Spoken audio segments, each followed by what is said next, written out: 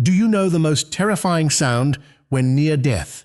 It isn't a heart monitor's beep or a doctor's hopeless diagnosis. It is the crunch of gravel as your fiancé coldly drives away, leaving you to die in the dark.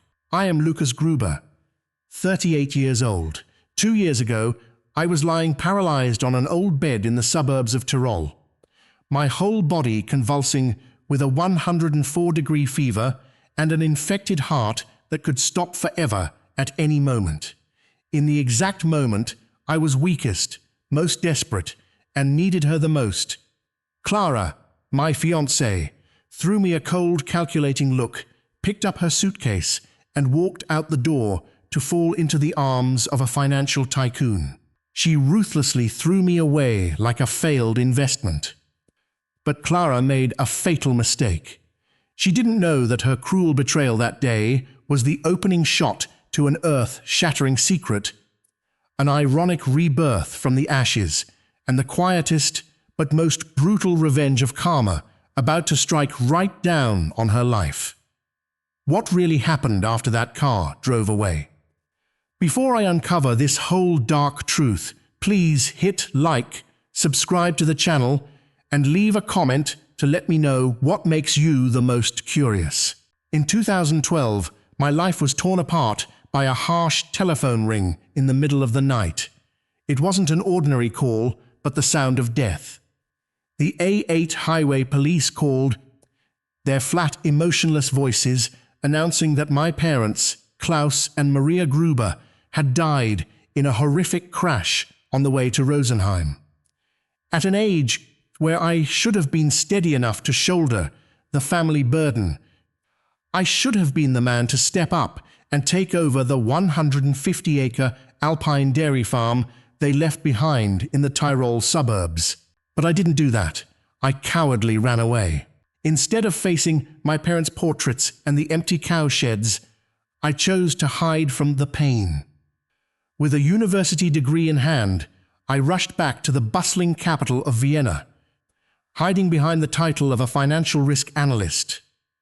I buried my guilt in spreadsheets and suffocating high-rises, leaving my grandmother Elsa, a 90-year-old woman with veiny, calloused hands, to single-handedly prop up a massive estate.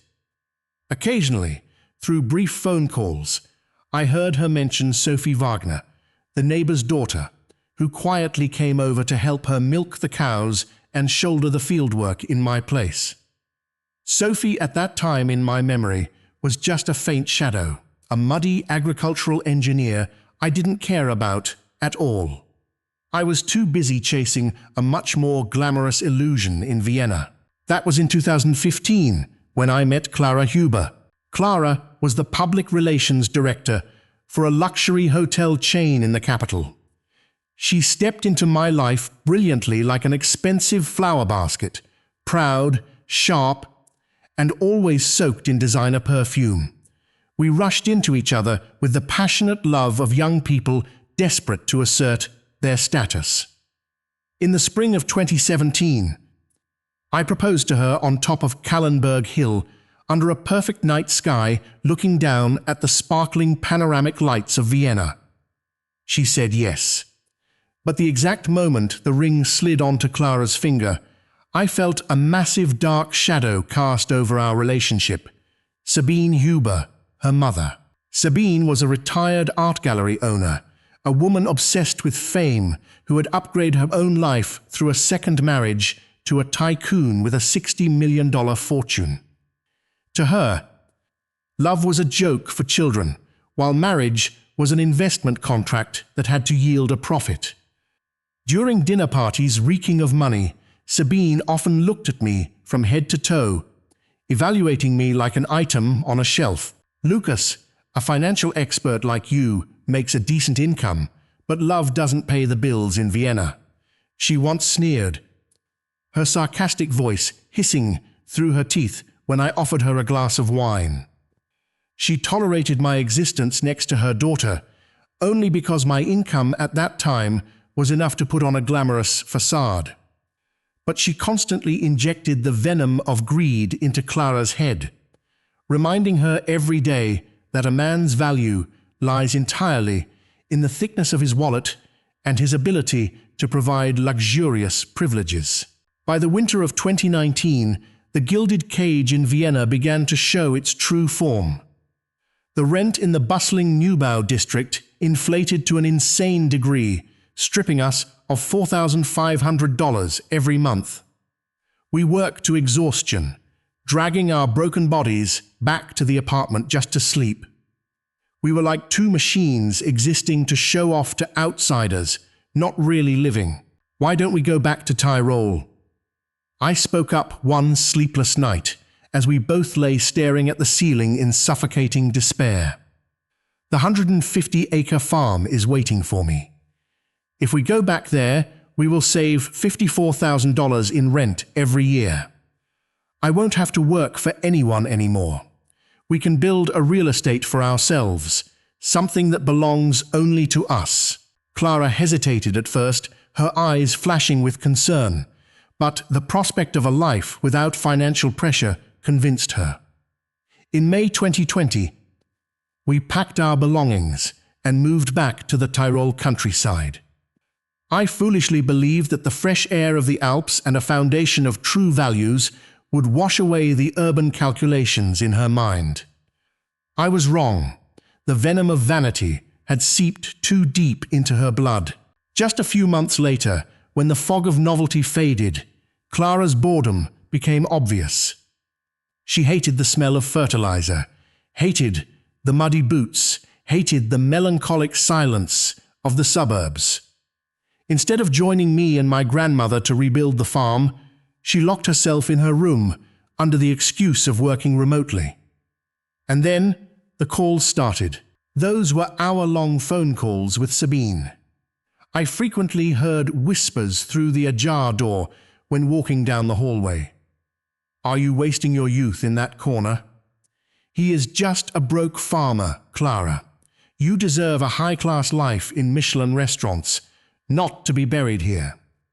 Sabine's words were like drills, piercing the fragile defenses in Clara's mind.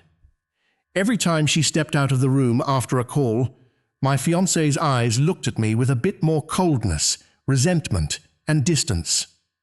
She began to struggle, desperately yearning to return to the fake glamour.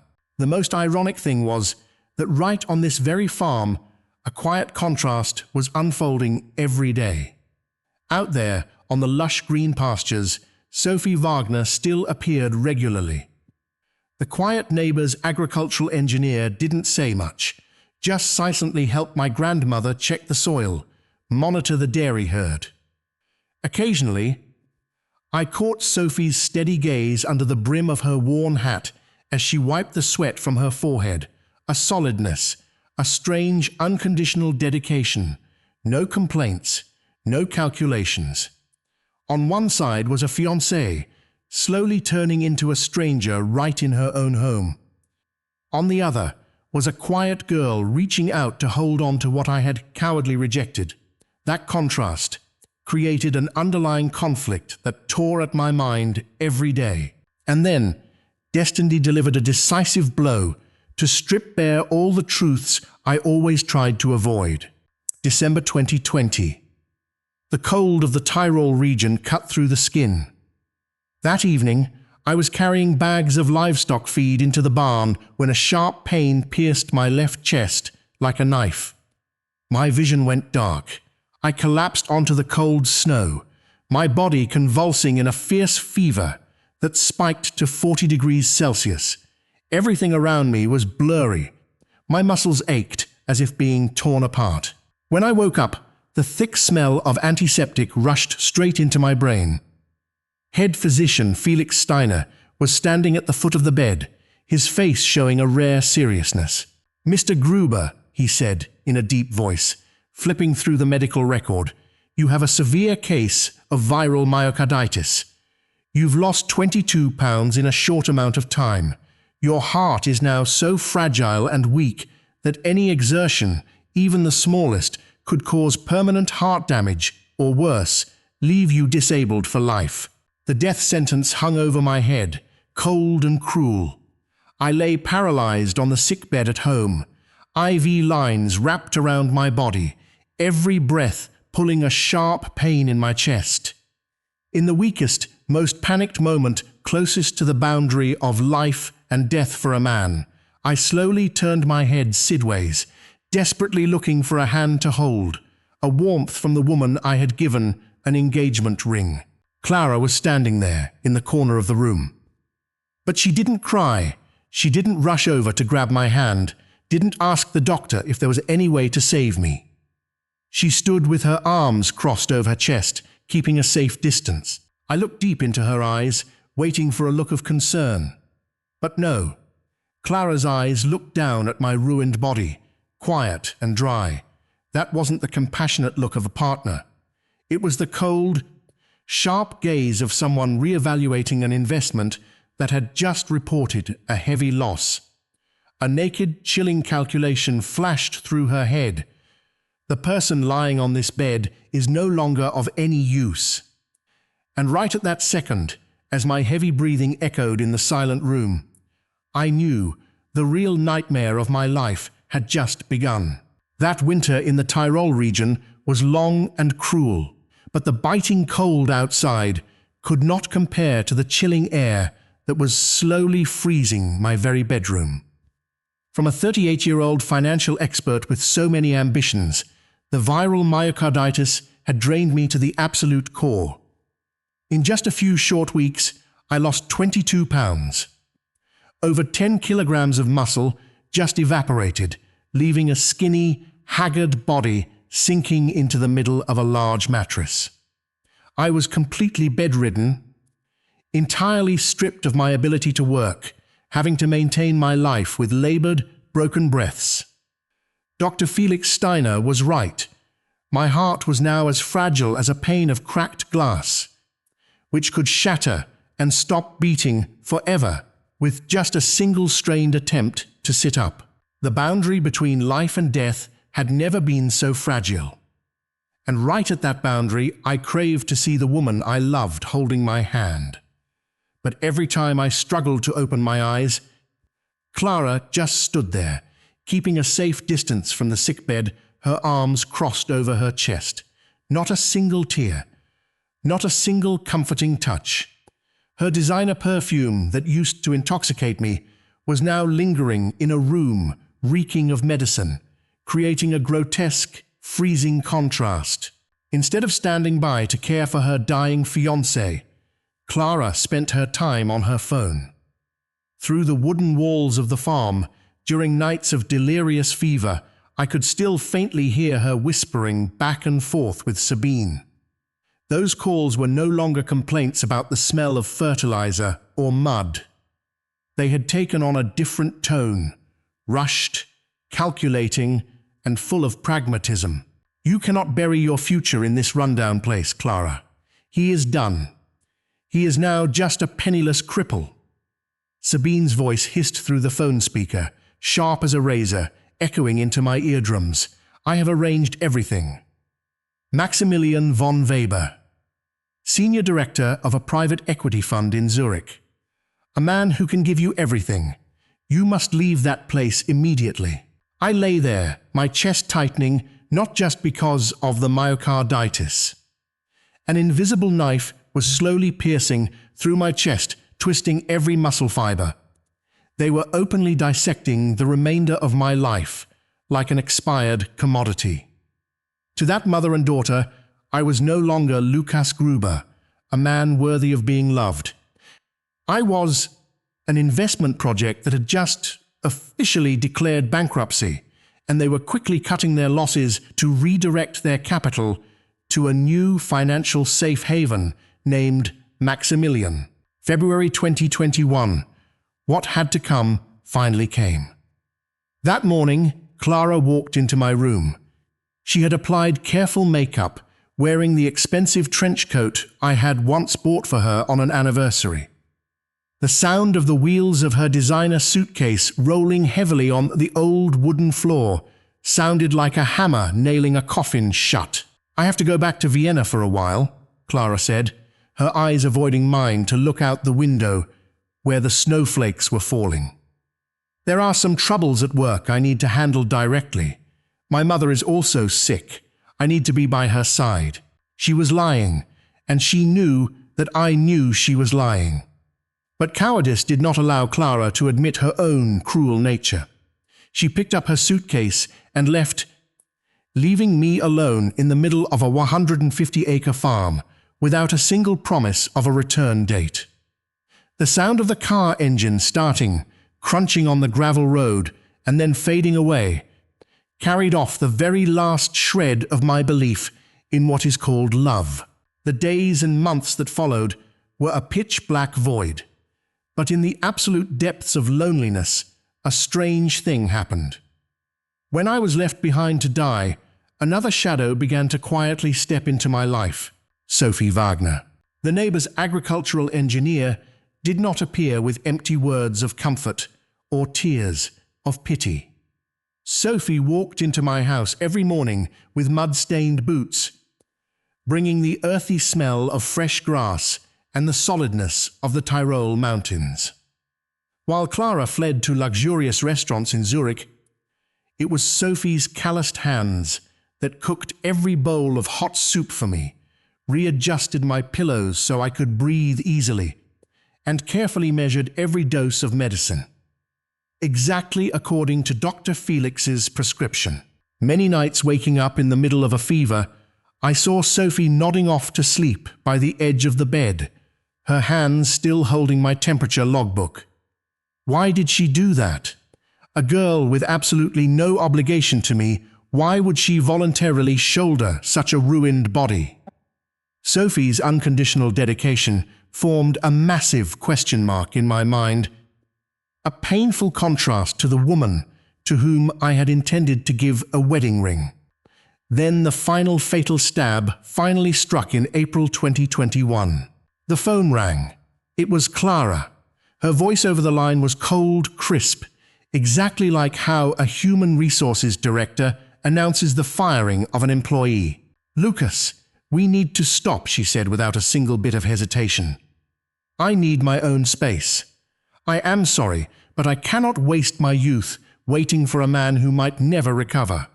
I cannot bury my life with a penniless loser. I deserve a more secure future." I did not answer a single word. I did not argue, did not plead, did not scream, because I knew all sounds right now were meaningless to someone who had ruthlessly calculated every step to trample on my life and death to climb higher. I hung up.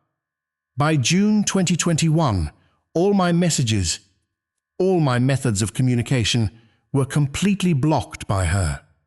Clara had swept me out of her life like sweeping away a speck of dust.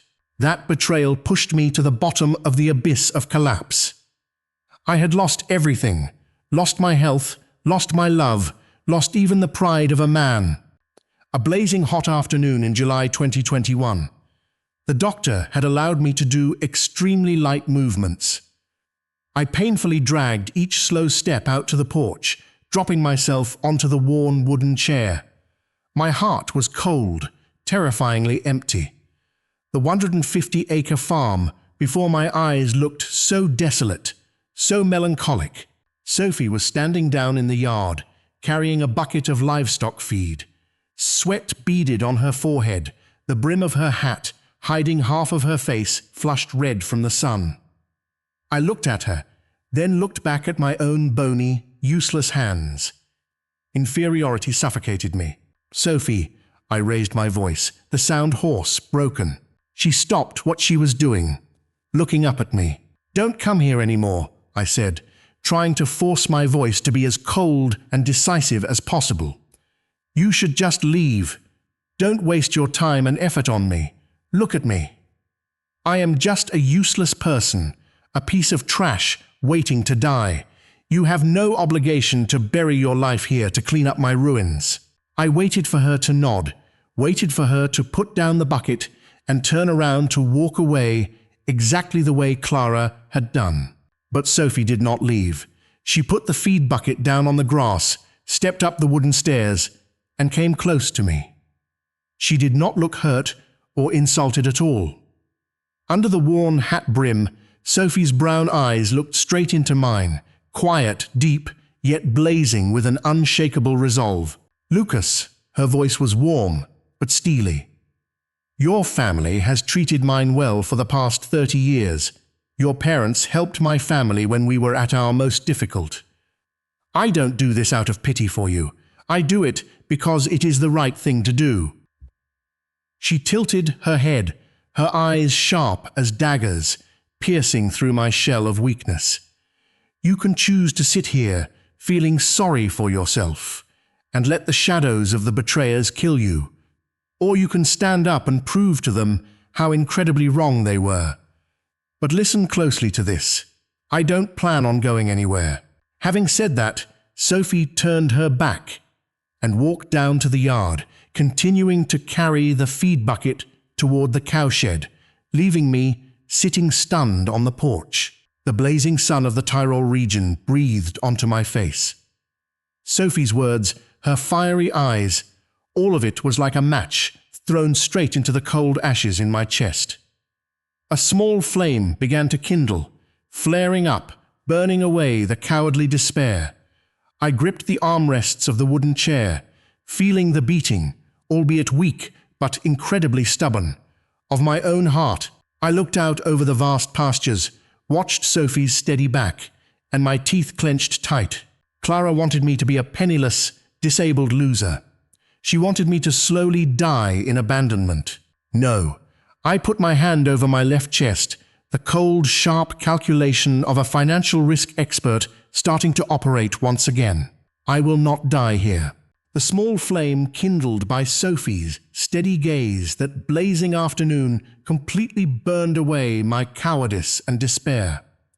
I no longer looked at my family's 150 acres as a graveyard for my youth. Instead, I began to view this land with the cold, calculating eyes of a financial risk analyst. I sat at the old oak kitchen table with Sophie.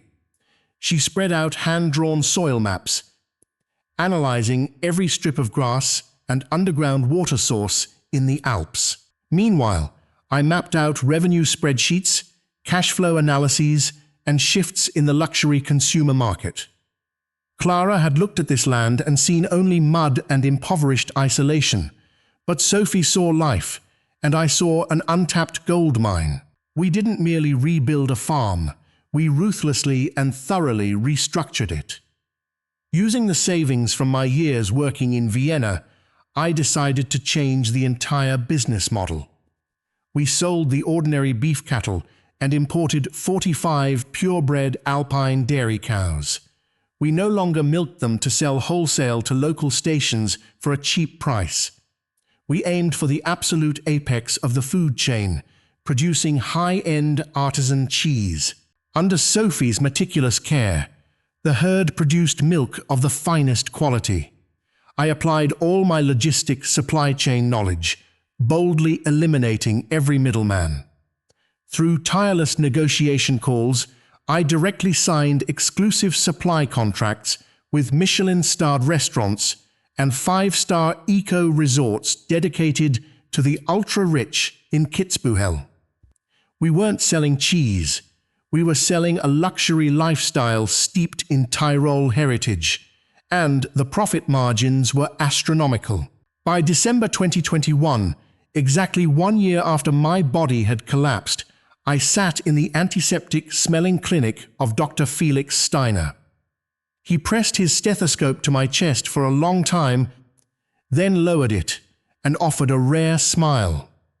He announced that my heart had completely recovered, the heart muscle tissue had healed, and the pumping function had returned to the perfect level of a healthy man.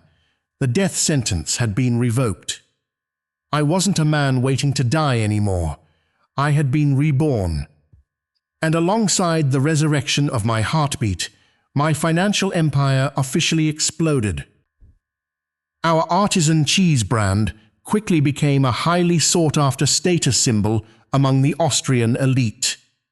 The spectacular transformation and terrifying profitability of the farm caught the attention of real estate sharks. One freezing winter morning, a luxurious black car rolled up our gravel road.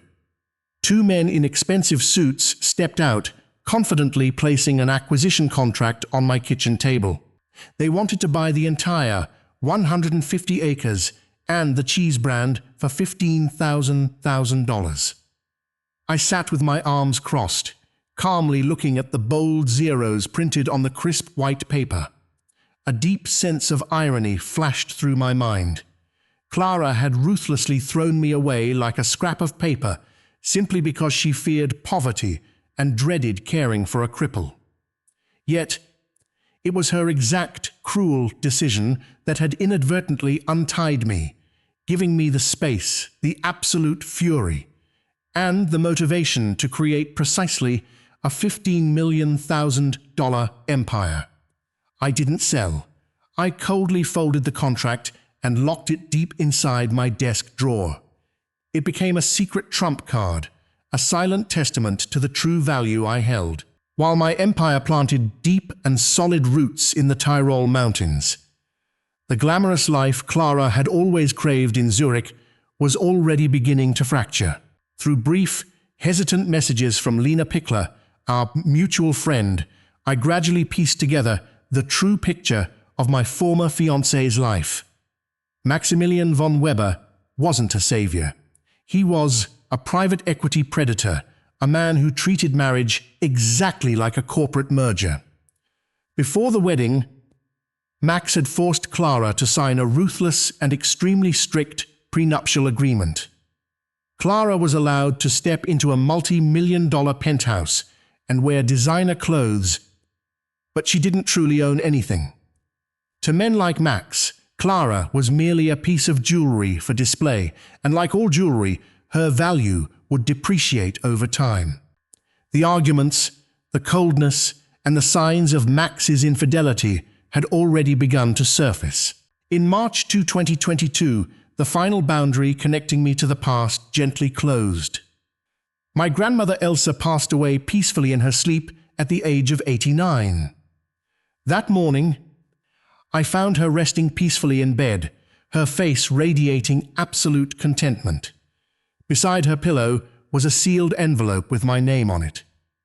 In the letter, written with trembling but decisive strokes, she officially left this entire estate to me.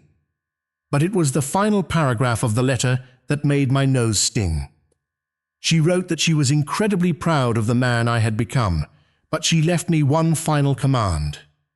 She told me never to be a fool a second time. Clara is a woman who only runs after the gleam of gold, she wrote.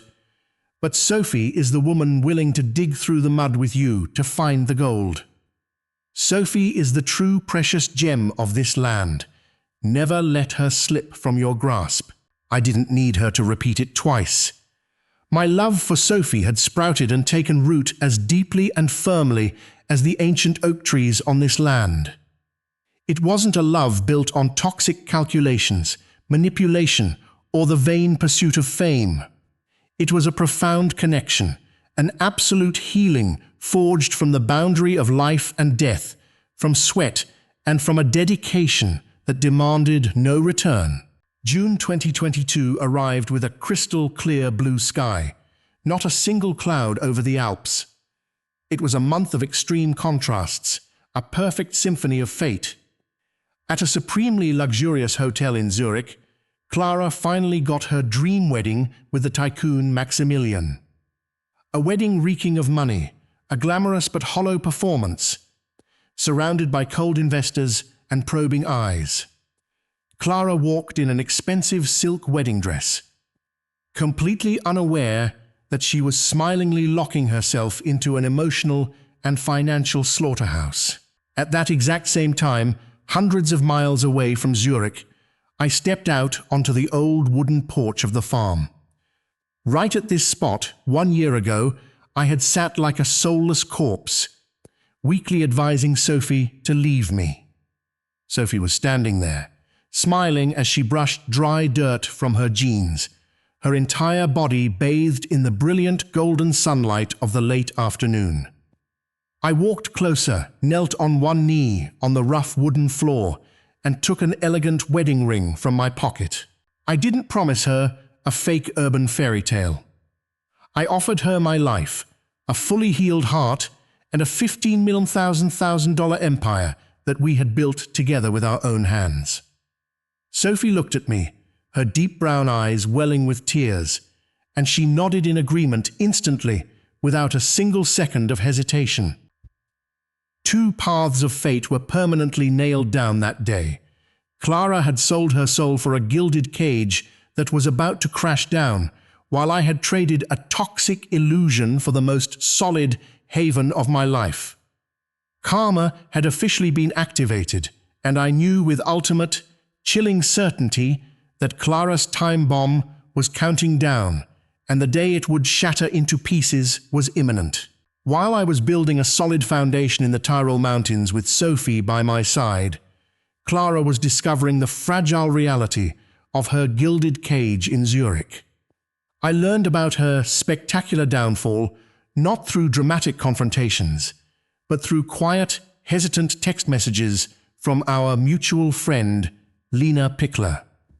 Lena had always been a silent observer, and as the months passed, she felt a lingering guilt for how Clara had treated me during my illness. Through her sporadic updates, the pristine illusion of Clara's new life completely shattered, revealing the ugly truth of the path she had chosen.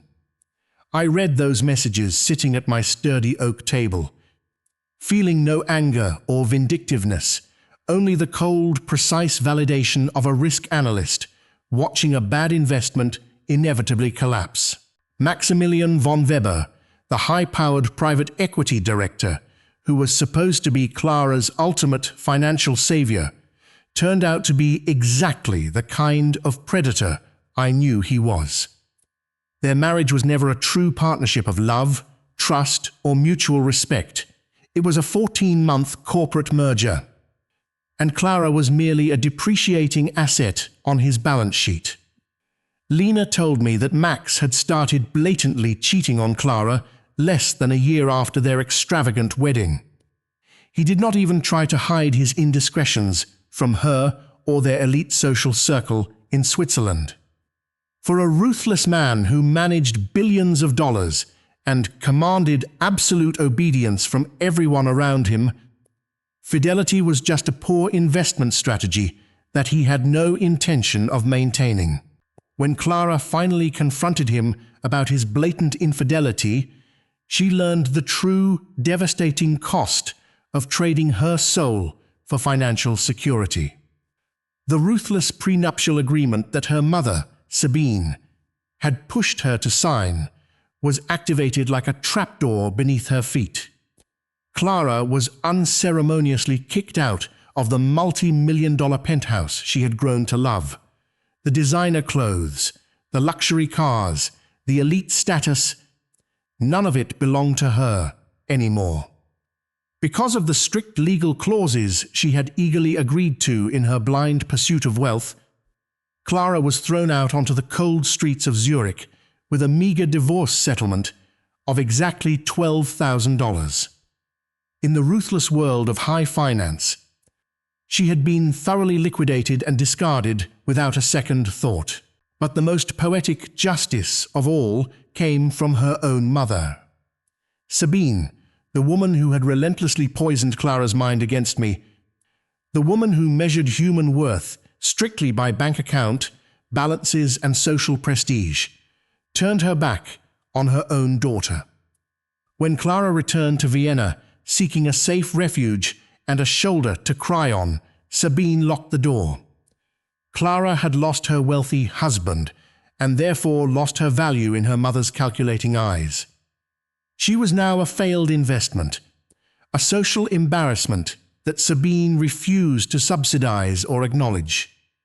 The very woman who had taught Clara to be ruthless and opportunistic had now applied that exact same ruthlessness to her own flesh and blood.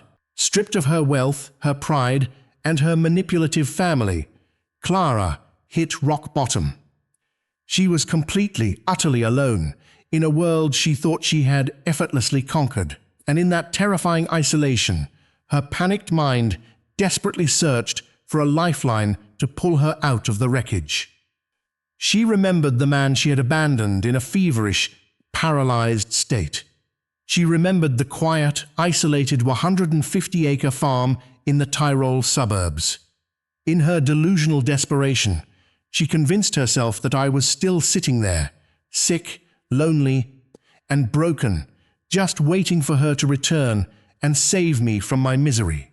She rented a cheap sedan, a far cry from the chauffeured luxury she had grown accustomed to, and began the long drive back to the Austrian countryside. I can only deduce the arrogant, self-serving thoughts running through her head during that long, desperate drive through the Alps. She probably spent hours rehearsing a beautiful, tragic speech about forgiveness, personal growth, and second chances. She likely pictured a dilapidated farm with peeling paint, rotting fences, and empty cow sheds. She prepared herself to play the role of the reluctant but gracious returning queen, ready to offer a tiny crumb of affection to a desperate, penniless cripple who would weep with gratitude at her glorious arrival. She was driving straight into a psychological trap of her own making, completely blind to the fact that the universe had moved on without her, and that the man she left behind had been entirely reborn. It was a crisp Sunday afternoon in October 2022, exactly 20 months after she had walked out of my bedroom with her designer suitcase and a heart full of greed. The Tyrol air was cool and smelled of fresh pine and the rich, earthy aroma of our aging cheese. Sophie and I just finished inspecting the newest batch of artisanal wheels in our state-of-the-art, climate-controlled cellar. Our hands were dusted with flour and salt, a beautiful testament to the honest, incredibly lucrative work we did together every single day. The farm was operating at absolute peak capacity, a humming, flawless $15 million machine that we had built together from the ashes of my former life.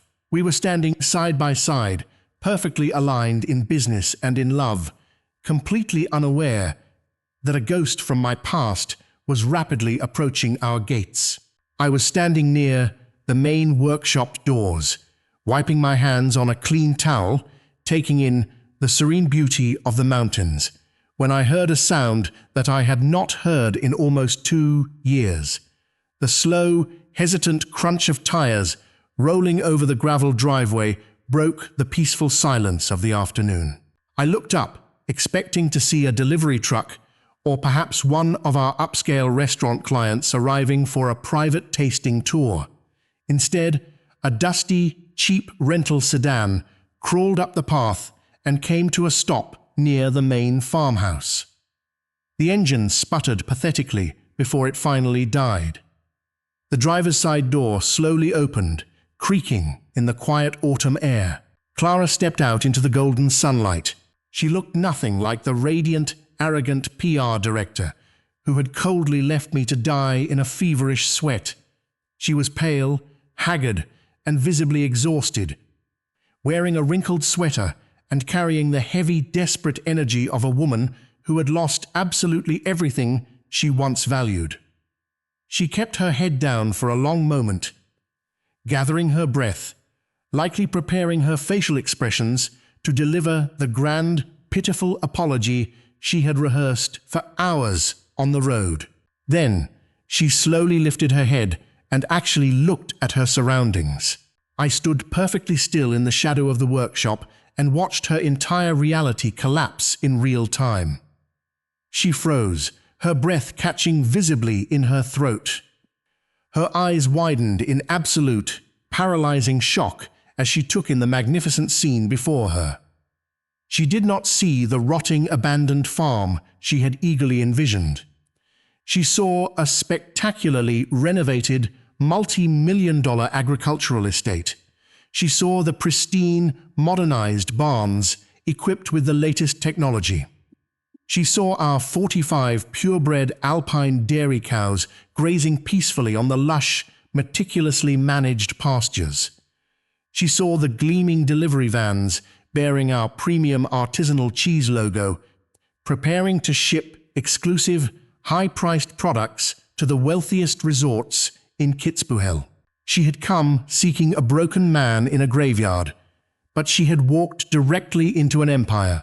The sheer magnitude of her miscalculation struck her like a physical blow to the chest.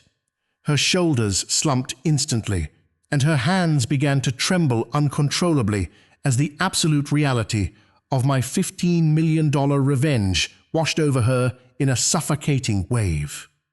She realized in one agonizing, soul-crushing second that she had carelessly thrown away the exact life of massive wealth, unparalleled success, and enduring security that she had desperately sold her soul to find.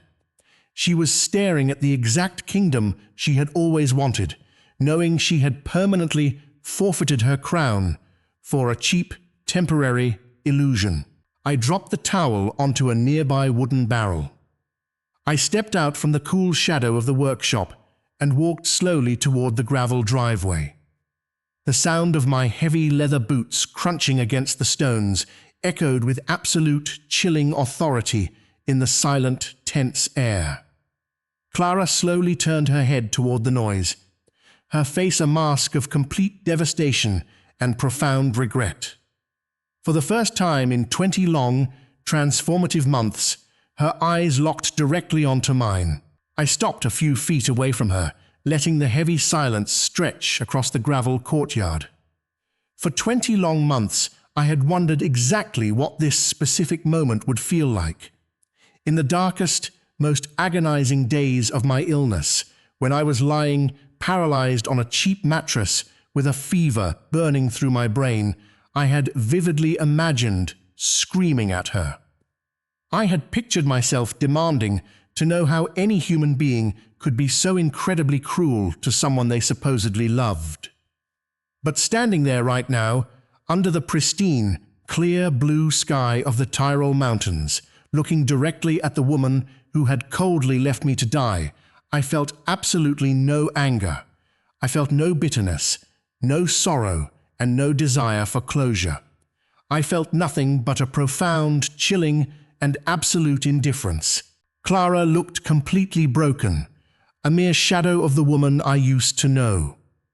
The arrogant, highly polished public relations director from Vienna, the woman who used to obsess over designer clothes and elite social status, was entirely gone. Her shoulders were hunched, her hands were trembling violently at her sides, and her eyes carried the frantic, hollow desperation of a cornered animal that had finally run out of places to hide.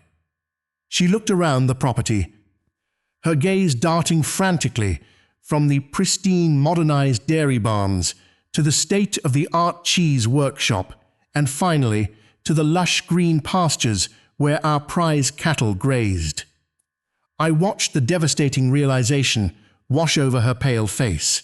She realized she had driven her cheap rental car straight into the exact multi-million-dollar life she had always violently craved.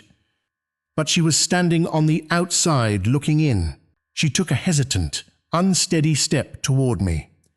She tried desperately to arrange her face into a mask of polite, fragile sorrow, attempting to summon the same fake, manipulative expression she used to wear at her mother's high society dinners. "Lucas," she started, her voice cracking and breathless. "I heard you had built something out here. I wanted to see it for myself." She paused, staring at me, waiting for me to offer a lifeline. She was waiting for me to show a tiny flicker of the weak, dependent man who used to bend over backward to beg for her affection. I gave her absolutely nothing. I just stood there, tall, deeply rooted, and unmovable, letting my silence crush her remaining confidence into dust. She swallowed hard, tears finally pooling in her desperate eyes. "I have been doing a lot of thinking, Lucas. I made a terrible mistake. I want to see if we can still go back." Right at that exact moment, the heavy wooden door of the main house opened. Sophie walked out onto the porch, and descended the wooden steps to stand right beside me. She did not stand behind me in fear, and she did not stand in front of me defensively. She stood exactly where she always did, right by my side as an equal, unwavering partner in every aspect of my life. Sophie was absolutely radiant. She wore simple denim work pants and a comfortable woolen sweater, her hands lightly dusted with flour and salt from the morning's cheese production, but she possessed an undeniable, quiet majesty that made Clara look incredibly small and insignificant. Sophie did not glare at Clara. She simply looked at her with the calm, steady, and profound grace of a woman who knows her own absolute worth. The contrast between the two women standing in my courtyard was the most brutally poetic thing I had ever witnessed in my 38 years of life. Nay stood armored. On one side stood a woman who chased the toxic illusion of wealth, stepping on my throat to get it, until the illusion collapsed and left her with nothing but a meager divorce settlement. On the other side stood the woman who had willingly dug through the freezing mud with me, who had nursed me back from the brink of death without asking for a single thing in return, and who had helped me find actual enduring gold in this soil. I looked from Sophie back to Clara. I did not raise my voice, I did not sneer, and I did not offer a single word of petty mockery. My voice was as cold, clear, and unyielding as the glacial ice on the highest peak of the Alps. "There is nothing here for you to come back to, Clara," I said evenly. "I am not angry, and I am not holding on to any toxic resentment. It is just a simple, undeniable fact. The weak, terrified man you abandoned 20 months ago does not exist anymore. You killed him the day you walked out that door with your designer suitcase to chase a richer man. And the man standing in front of you right now belongs entirely to someone else." I reached out and took Sophie's hand, feeling the warm, solid certainty of her fingers interlocking seamlessly with mine. "Next May, Sophie and I are getting married right here under this sky. We built this $15 million estate with our own bare hands, our own sweat, and our own unbreakable trust. It was not built for a traitor to just walk into when her calculated, greedy investments finally went bankrupt. I watched the last remaining shred of Clara's dignity shatter into a million irreparable pieces right there on the gravel. The supreme, crushing irony of the situation hit her with the physical force of a freight train. She had left me because she was terrified of wasting her youth caring for a penniless, sick man. She had ruthlessly sacrificed our relationship on the altar of her mother's endless greed, chasing a financial safety net in Zurich that turned out to be a total, humiliating fraud. And now, she was standing in the very center of a sprawling, wildly successful empire, realizing that her cruel abandonment was the exact catalyst I needed to succeed. That was the deepest, most terrifying twist of karma. Her absolute cruelty had liberated me. It had severed the chains of her mother's manipulation. It had given me the vast space, the pure, unadulterated focus, and the relentless motivation to build the exact life she had always dreamed of possessing. The paradox of her investment was complete. By trying to save herself from my ruin, she had engineered her own absolute destruction. She had permanently forfeited her crown for a cheap, temporary illusion, and she knew it. Clara completely collapsed under the weight of her own actions. She covered her face with her trembling hands, letting out a loud, pathetic sob that echoed miserably across the silent courtyard. She wept for the millions she had lost, for the wealthy husband who had thrown her away like garbage, and for the massive, peaceful empire she was now permanently locked out of. She did not weep for me or for the pain she caused me. I knew that, and I did not care in the slightest. I did not step forward to offer her a tissue or a word of comfort. Sophie did not offer a single ounce of pity. We simply stood our ground, an impenetrable wall of unity and strength, watching the wreckage of a toxic past finally understand its proper place. Clara turned around, her shoulders shaking violently, and stumbled blindly back to her cheap rental sedan. She opened the door, practically falling into the driver's seat, utterly desperate to escape the suffocating, crushing humiliation of her own catastrophic failure. The engine sputtered weakly to life. The wheels spun aggressively on the gravel as she threw the car into reverse and sped down the long, winding driveway. Sophie and I stood in the golden afternoon sunlight, watching the vehicle grow smaller and smaller until it completely disappeared behind the thick line of towering pine trees. The quiet, peaceful air of the Tyrol Mountains immediately settled back over the farm, undisturbed by her existence. The air smelled of fresh grass, rich soil, and absolute, undeniable freedom. I looked down at Sophie, and she smiled gently, her deep brown eyes reflecting the clear blue sky above us. We walked back toward the cheese workshop hand in hand, ready to continue building our legacy, leaving the ghost of Clara completely behind us. The universe had delivered its final, devastating verdict, the most terrifying and profound revenge you can ever inflict upon someone who maliciously betrayed you is not to destroy them. The ultimate revenge is simply to let them live, let them watch from the outside, and let them witness you reach a pinnacle of magnificent greatness that they will forever have absolutely no right to share. Thank you so much for listening to my story all the way to the end.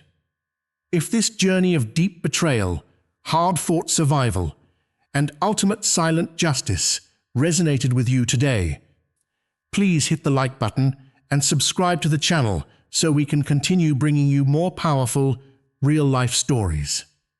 Before I go, I want to leave you with one vital piece of advice drawn directly from the darkest days of my own life.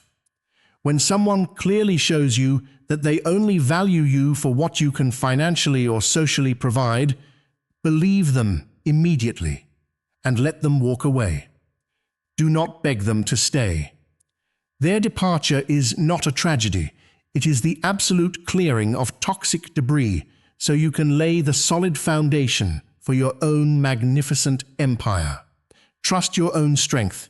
Build your life exclusively with people who stay beside you during the fiercest storms, and always remember that your greatest, most undeniable success will forever yourselves, and I will see you in loudest silence. Take care of yourselves, and I will see you in the next video.